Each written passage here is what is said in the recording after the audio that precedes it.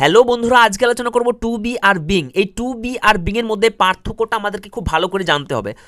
যদি ভালো করে না পার্থক্যটা জানি, তাহলে যখন বই পড়বো বা ইংরেজি শুনবো তখন কিন্তু আমরা ঠিকঠাক অর্থ করতে পারবো না। তো আজকের এই ছোট্ট ভিডিওটাতে আমি সেটাই তোমাদেরকে বোঝানোর চেষ্টা করেছি যে টু বি আর বিং এর মধ্যে পার্থক্যটা কোথায় রয়েছে, অথবা আদৌ কি এদের মধ্যে পার্থক্য রয়েছে। তো অবশ্যই তোমরা ভিডিওটা শেষ পর্যন্ত দেখবে, তাহলে উপকৃত হবে। তো চলো শুরু করা যাক আজকের ভিডিও। দেখো, আই প্রেজ ইউ, আমি প্রশংসা করি কার?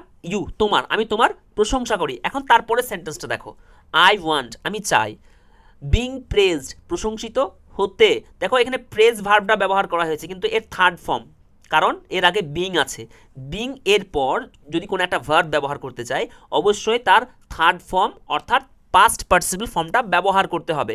তো এই বিং প্রেজড এর মানে কি? এর অর্থ কি? এর অর্থ হচ্ছে আই ওয়ান্ট, আমি চাই। বিং প্রেজড, প্রশংসিত হতে, অর্থাৎ আমি চাইছি যে আমার প্রশংসা করা হোক। আমি নিজে নিজে এখানে কারো প্রশংসা করছি না, আমি চাইছি যে অন্য কেউ আমার প্রশংসা করুক। তো আই ওয়ান্ট বিং প্রেজড, আমি চাই আমার প্রশংসা করা হোক। এখন দেখো, আই ওয়ান্ট দ্য টাস্ক, আমি চাই কাজটি বিং ডান, আমি চাই কাজটি করা হোক। তাহলে বিং ডান, ডু এর থার্ড ফর্ম ব্যবহার করেছি, তার আগে বিং।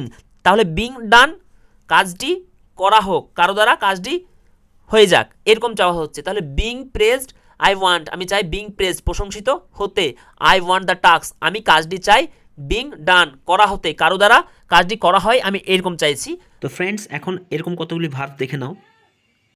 দেখো, বিং প্রেজড মানে প্রশংসিত হওয়া বা প্রশংসিত হতে। বিং রেড, পঠিত হতে বা পঠিত হওয়া। বিং রিমেম্বার্ড, মনে হতে বা মনে হওয়া। বিং রিটেন, লিখিত হতে বা লিখিত হওয়া। বিং চিটেড, প্রতারিত হতে বা প্রতারিত হওয়া। I want to be praised. এখন ফ্রেন্ডস দেখো, টু বি প্রেজড এই বাক্যটার এই বাক্যটার মধ্যে পার্থক্য কোথায় রয়েছে দেখো তো। দেখো, এখানে বিং ব্যবহার করা হয়েছে আর এখানে টু বি ব্যবহার করা হয়েছে। তাহলে আই ওয়ান্ট বিং প্রেজড আর I want to be praised, এই দুটোর মধ্যে কি কোনো পার্থক্য আছে অর্থগত দিক থেকে? না ফ্রেন্ডস, এই দুটোর মধ্যে কোনো পার্থক্য নেই। দেখো, এখানে বি হচ্ছে ভার্বের বেস ফর্ম। বি ভার্ব রয়েছে, আমরা জানি, am, is, are, was, were, been. কিন্তু বি হচ্ছে ভার্বের বেস যে ফর্ম, মূল যে রূপটা, সেটা হচ্ছে বি। এর সাথে আইএনজি ব্যবহার করা হয়েছে। বিং, যেরকম ইট, ইটের সাথে আইএনজি ইটিং, সেরকম বি এর সাথে আইএনজি বিং। তো টু বি আর বিং এই দুটোই কিন্তু অর্থ কিন্তু একই দাঁড়াবে। এটাকে দেখো জিরান ফর্মে ব্যবহার করা হয়েছে, আর এটা টু বি, এটা ইনফিনিটিভ ফর্মে ব্যবহার করা হয়েছে। দুটোর অর্থ কিন্তু একই দাঁড়াবে। আই ওয়ান্ট বিং প্রেজড, আমি প্রশংসিত হতে চাই। I want to be praised, আমি প্রশংসিত হতে চাই। তো এই দুটোর মধ্যে পার্থক্য নেই, তোমার যেটা খুশি তুমি সেরকমভাবে তুমি বলতে পারবে। তো এখন আরেকটা বিষয় দেখো, বি গুড। গুড মানে ভালো, বি মানে হও, বি মানে হও। তাহলে বি গুড, ভালো হও। বি ইন্টেলিজেন্ট, বুদ্ধিমান হও। বি মাইন্ডফুল অথবা অ্যাটেন্টিভ, মনোযোগী হও। বি কেয়ারফুল, সতর্ক হও। এখন ফ্রেন্ডস এটা দেখো, বি এর আগে জাস্ট টু ব্যবহার করা হয়েছে, টু বি গুড। তখন এর অর্থ কী হবে বলো তো? তখন এর অর্থ হবে হওয়া। To be a good man, একজন ভালো মানুষ হওয়া। To be an intelligent student, একজন বুদ্ধিমান ছাত্র হওয়া। To be an honest person, একজন সৎ ব্যক্তি হওয়া। তাহলে আমরা জানলাম বি যখন বলবো, তারপরে যখন অ্যাডজেক্টিভ ব্যবহার করব, তখন হও এই অর্থে দাঁড়াবে। বি গুড, ভালো হও। বি ইন্টেলিজেন্ট, বুদ্ধিমান হও। কিন্তু টু বি যখন বলবো, তখন এর বাংলার তো অর্থ হবে হওয়া। টু বি, হওয়া। এখন দেখো, বিং গুড এর অর্থ কি তাহলে? টু বি গুড আর বিং গুড, এর মধ্যে পার্থক্যটা কোথায় ফ্রেন্ডস? এটা জাস্ট ইনফিনিটিভ ফর্মে ব্যবহার করা হয়েছে, আর এটা জিরান ফর্মে ব্যবহার করা হয়েছে। দুটোর অর্থ কিন্তু একই।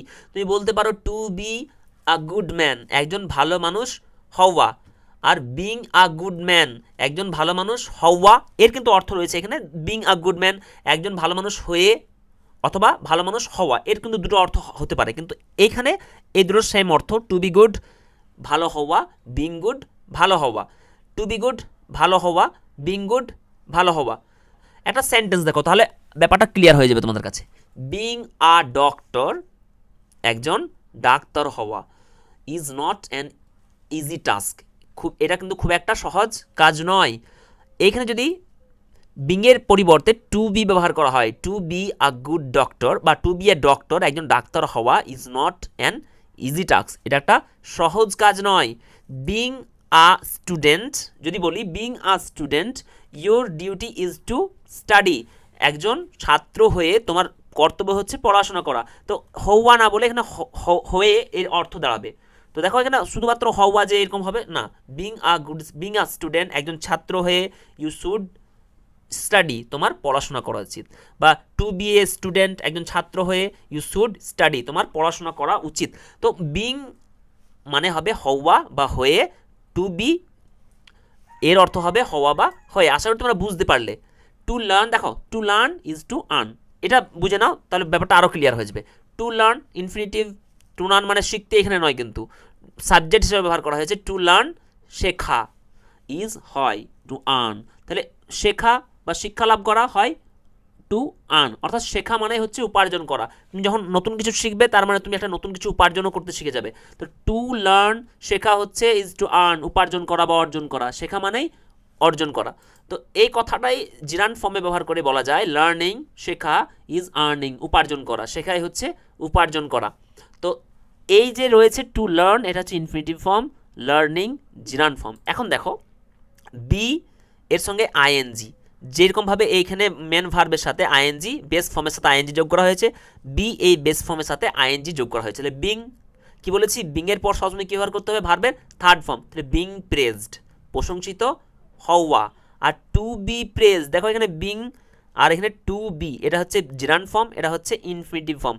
দুটোর অর্থ কিন্তু একই হবে।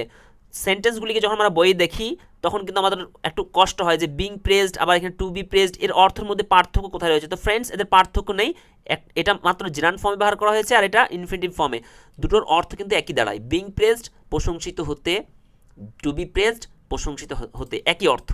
আশা করি তোমরা বুঝতে পারলে যে টু বি আর বিং এর পার্থক্যটা কোথায় রয়েছে। তা সত্ত্বেও যদি কারো ডাউট থেকে থাকে অবশ্যই আমাকে কমেন্টে জানাতে ভুলবে না। ভিডিওটা যদি তোমাদের একটু উপকারে এসেছে অবশ্যই চ্যানেলটা সাবস্ক্রাইব করে দেবে এবং একটা লাইক দিতে ভুলবে না। এতক্ষণ পর্যন্ত ধৈর্য সহকারে ভিডিওটা দেখার জন্য অসংখ্য ধন্যবাদ। Thank you for watching the video.